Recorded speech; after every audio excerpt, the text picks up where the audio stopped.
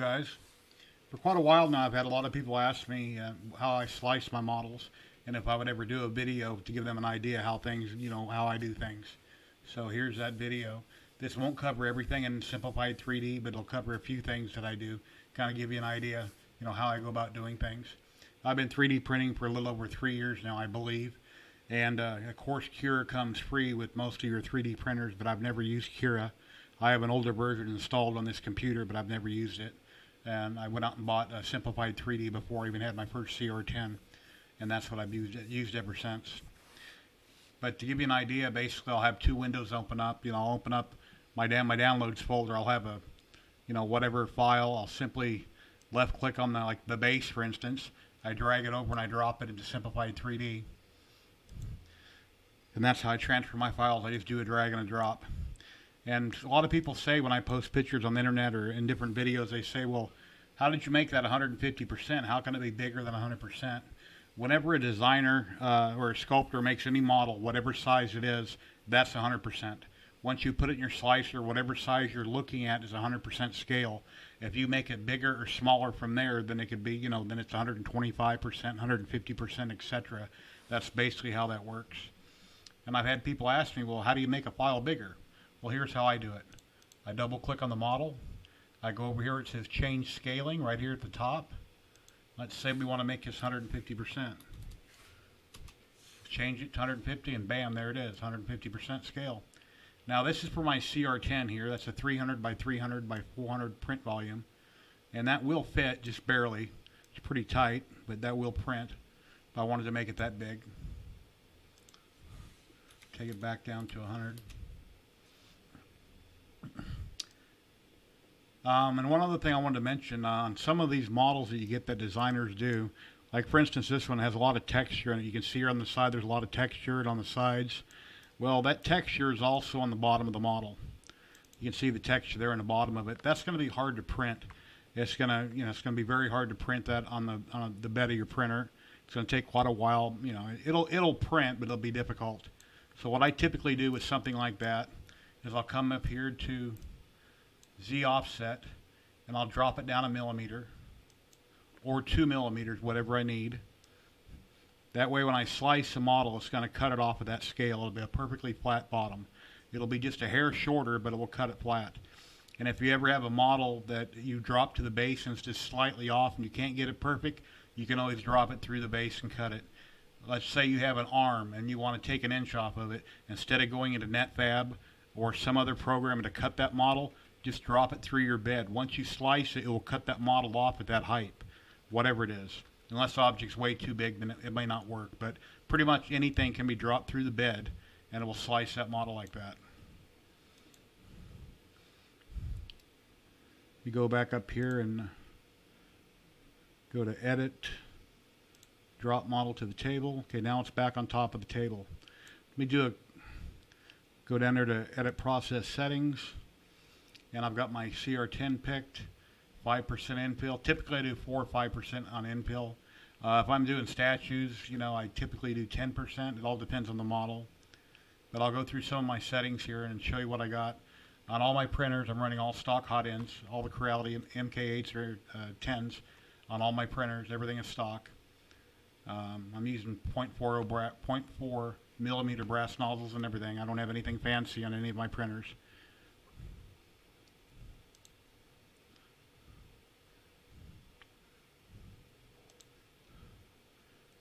For support infill, I'm using rectangular.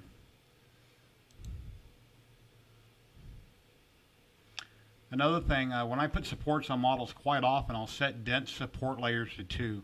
By doing that, it will build up a small bridge of material between the part and the support. That way the support will be easier to remove from the model. So I usually set dense support layers between 2 and 4. Right now they're set at 2. And my extruder is 210. Almost all PLA I print with, I print at 210. Very rarely do I go above that. My heated bed is at 60. And first layer, of course, you always have your fan turned off. Typically, I have 50-15 fans with PetSvang version 2 mods on all my stock hot ends. and those 5015s put out a ton of air, so I usually turn them down to about 45%. I go into Octoprint and I turn them down to about 45% because they put out way too much air. And I have easy ABLs and filament runout centers on all my printers from TH3D Studios. Or not all the printers, there's one of them that doesn't have it on there. Well, yeah, actually it does. Yeah, they're on all of them. So that's my script. And my default printing speed of my CR10 is 60 millimeters a second. If I'm going to print PETG, I'll slow it down to 40 to 50.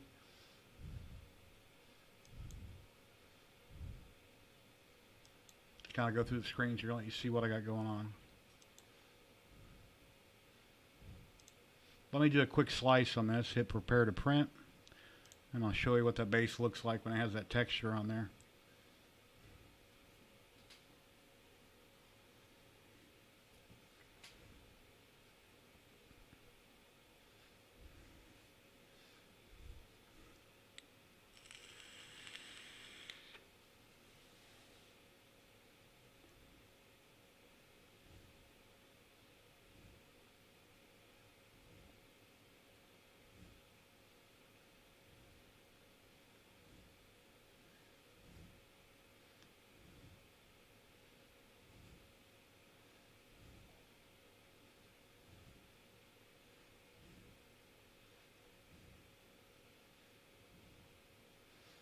Alrighty, and as you can see, it says it's going to take 22 hours and 2 minutes.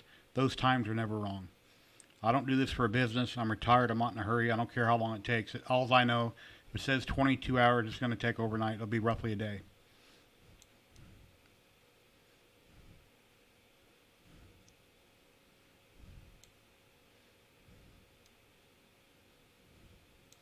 And as you can see, 5% infill, that's a lot of infill.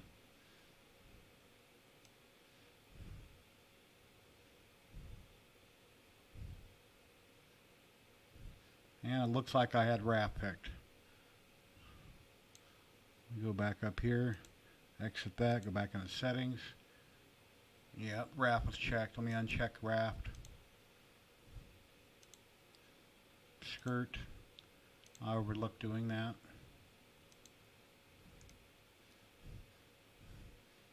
And that's with a textured bottom. That's before I sliced it off. I'm just going to leave it. Let me hit prepare to print again.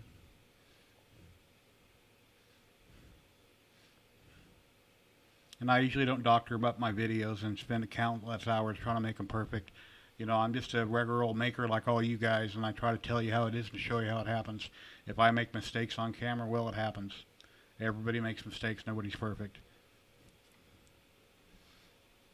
And if you look up here in the top left corner, it says license to Jerry Knapp. It does not say license to God. I'm really shocked when I see some people post videos on YouTube and they have a pirated copy and it says license to God. Unbelievable.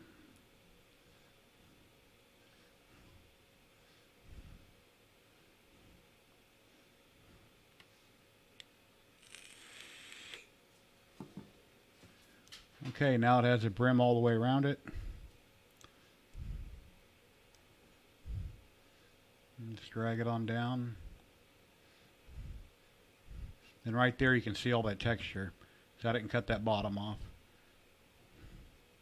Going to have to try to draw that. Let me hit exit preview, double click on the model. Let me drop it through the bed. Let's drop it 1 millimeter, should be plenty. Let me reslice it.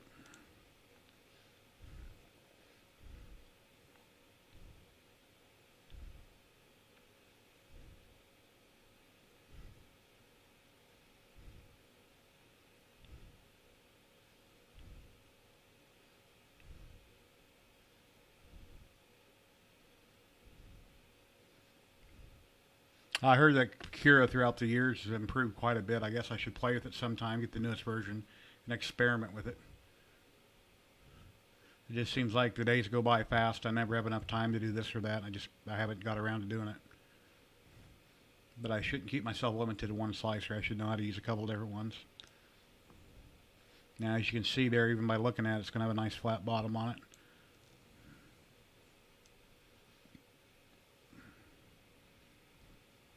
Yep, got rid of all that texture. Now it's going to have a nice smooth flat bottom.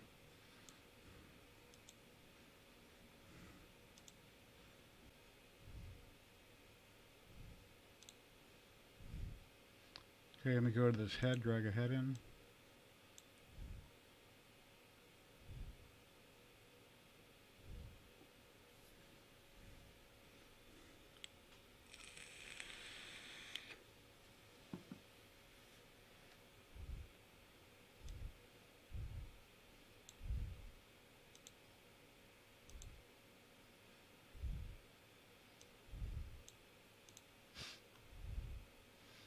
Now here's a Daredevil head. This is from Tony Chambers' group, 3D Model Crowdfund on Discord and Facebook. And that's at 100% scale, which is very small. But for the sake of this video, let's go ahead and make this quite a bit bigger so we can see it. And one thing I do when I print heads, I never print a head in this orientation for the simple fact, underneath his chin, anything that's level on the bed is going to have a ton of scarring and get really tore up. I always print all heads at a 45-degree angle looking up, like you're looking up at the corner of your room in the crack of the wall where the wall meets the ceiling. I always put everything in that orientation. And there's two ways I can do that. I can come here to change rotation, tilt it back, or I can simply come up here to Edit, go to Place Surface on Bed, and then I touch with my mouse what I want on the bed. Now it's laying it perfectly flat up. But still, that's just a little bit too much for me. I don't want any ringing on the forehead, anything that's straight up. So let me come back over, change rotation on it. Bring that forward a little bit. Yeah, that looks pretty good. The chin is still going to be angled upward. But as you can see, the model's now through the bed. You're thinking, wow, I can't print that. So it's easy enough to solve. Go up here to Edit. Go to Drop Model on Table. Then it will redrop it, and it's on the table. And if you want to make sure you don't have any support damage or from the heated bed whatsoever on this bottom corner right here, you can simply take it, go up here to Z Offset, and bring that up a little bit. Get that off the bed. That way you don't have any kind of damage from that, from the heated bed on that edge. And another thing I like to do, whenever printer as it prints goes up each layer, sometimes you'll get a layer line. Basically, it runs up the back corner of the model or wherever it's oriented. It's in the back left corner here every time it jumps up the next level, and you'll get a very faint line going up your print. Sometimes you have them, sometimes you don't. A lot of people have that set to random, and they get little tiny zits all over their model, and they can't figure out why. What I tend to do when that happens, I go over here and I always turn all my models whenever possible, I turn them at a 45-degree angle. That way, anything that I have is going to be in the back of that head, back of that model at that angle. And then, of course, we need support, so we go up here to Add-ins or Tools, Custom Support Structure. 4.5%, they're way too big. Let's take them down to like 2 millimeters. Hit Generate Automatic Supports. Now, as you can see, they're under the chin, they're up in the eyes, they're everywhere, and they don't need to be. That's just way too much. So we can hit Remove Existing Supports. And start clicking on them. We don't need them here on these eyes. Simplified 3D is really good at figuring out where to put supports, but a lot of times it's wrong. It will add too many or not put in enough, so you got to go and always check your models. But anything that prints horizontally, perfectly flat, you have to have supports. Anything that's running uphill, usually you never do. You know, you can leave all these and just pick them off when you're done, or you can go in and take the time to remove them. Everything under the chin doesn't need to be there. So you just kind of go in here and start checking them all off.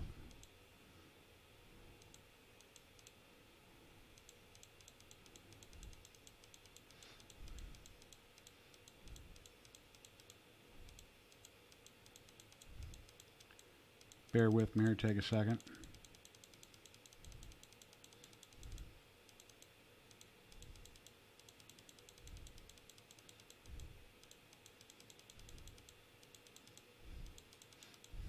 Now, if you don't want to generate automatic support, you can place them manually. but I'd rather add them and then remove them. That way I make sure I got enough in the right places.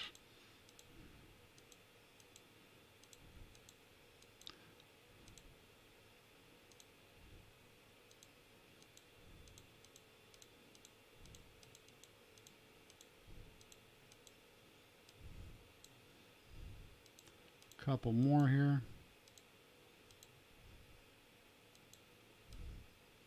Yeah, it looks pretty good. Just hit done. Center and arrange. Go back here and confirm my settings. Edit process settings. Now that head has a lot of detail, so 0.12 layer height is perfect. If you want, you can take it down to 0.10, but 0.12 will work. My top, bottom, and outer perimeter layers are going to be 644. And let's see. We're going to get rid of this. Let's go with a raft. That way the supports will bond better to the raft. Based on the model, you figure brim or raft, it all depends.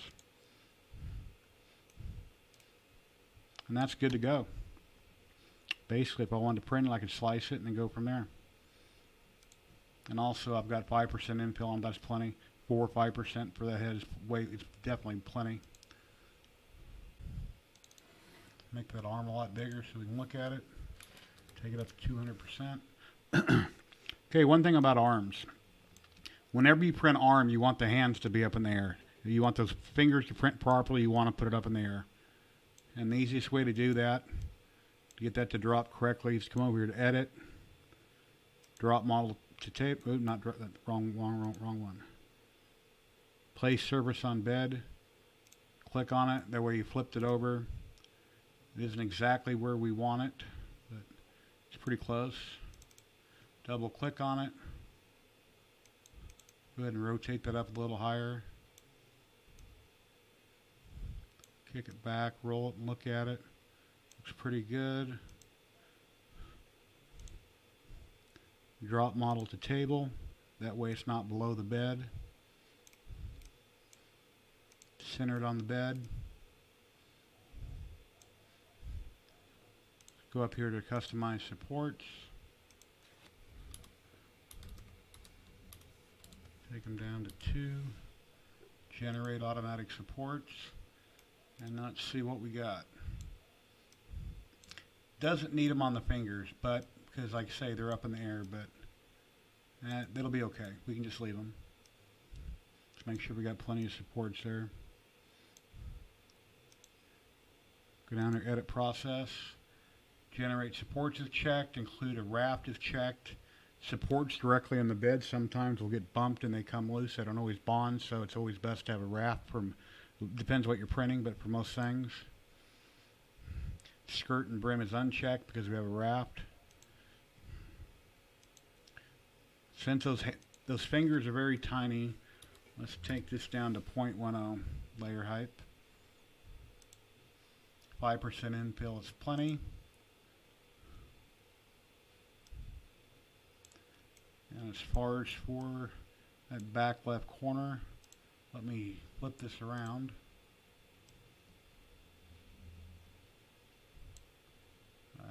It looks good. Put it back in the center and hit prepare to print. Once my files get printed and I hit save, it goes to my download folder. I have Octoprint set up on my computer. I have a Raspberry Pi on each one of my printers. I simply upload it to the Pi and then I start printing that way. I don't print directly from S3D. You can do that, but I don't do that. And the blue in colors, when it's going to slow way down to 4.5 milliseconds, it'll start slowing because it's really fine detail.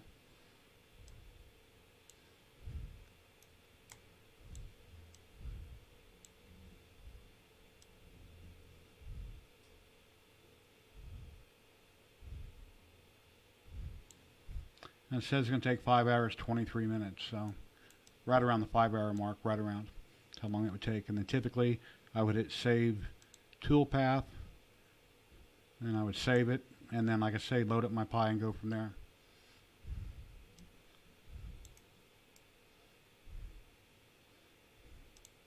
Exit preview to move that. Okay, here's a screenshot of my Mandalorian helmet I did a while back, and I let it auto-generate supports, and as you see, it filled up the whole inside. Now I wish Simplified 3D had a way that I could just circle a group and just remove them, but they don't, and if they do, I've never heard of it. But I have to go and uncheck all these interior supports. None of these are needed. Not one of these supports is necessary on the inside. Because it's not perfectly flat on the top, it doesn't need a support. It has a slowly tapered, rounded top on the helmet. Whether it's a head, a mask, anything, if it's got any kind of a rounded taper, you don't need supports, only on flat areas or areas that are almost perfectly flat. So I have to go through and uncheck all of these. And in this picture here, you can see where I went through and I've actually unchecked every single one. They're not necessary. Of course, anywhere where it has any kind of bridging, it's flat around the eyes, they're all still there. And it's a lot simpler to let the program add the supports and you remove them than to you go in manually and try to add them and you might miss something. Because the program usually gets everything. Not everything, but almost everything. You can double check it to make sure it got everything. Then this third picture, here's a picture of the helmet. I believe I printed this at 105%.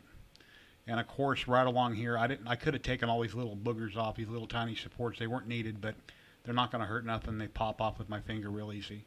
So you don't have to go through and clean out every tiny little extra support that's not needed. That's basically how it lays out on the bed. And that's on my CR10, 300 by 300 by 400. There we go.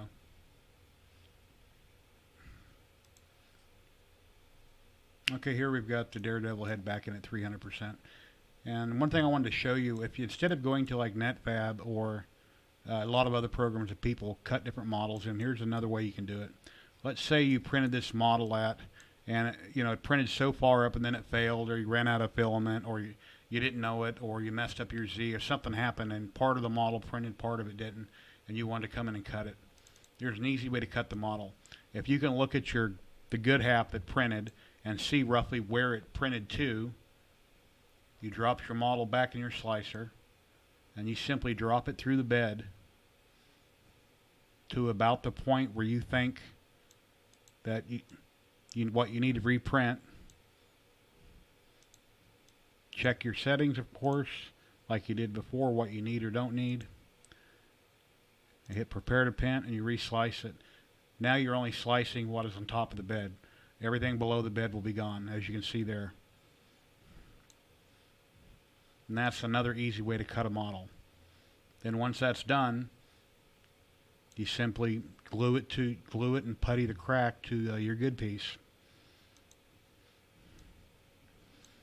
So anyway, this is a few tips and tricks on what I do with Simplified 3D, and I thought you guys might want to know. There's many other things you can do. I mean, for instance, you can have multiple processes. You can start out with, say, 20% infill on the base of something, and as you go up, you can change it to 5%. You can change it to nothing, and then when you get higher, have another process where it goes back and puts infill in. There's many, many ways. You can print many different things on the bed, and you can have them all individually print separately, and then go on to the next part, and then print the next part. And I've been told that there's some feature coming out, or it might already be out, that if a part was to fail on the bed, you can ignore that, because of course if you're printing multiple parts and one of them fails, you're committed. It's going to keep printing until it's done. So every time it goes over that failed part, you're going to have a big bird's nest, big mess until the printer's done. I've heard that there's possibly a feature coming out where you're able to go in and have it ignore that part that's failed and let it just do the other ones. But anyway, I appreciate you guys watching. Please give me a thumbs up, subscribe to my channel. If there's more things you'd like to see, please leave a comment below. I really appreciate it. Thank you guys. Have a great day.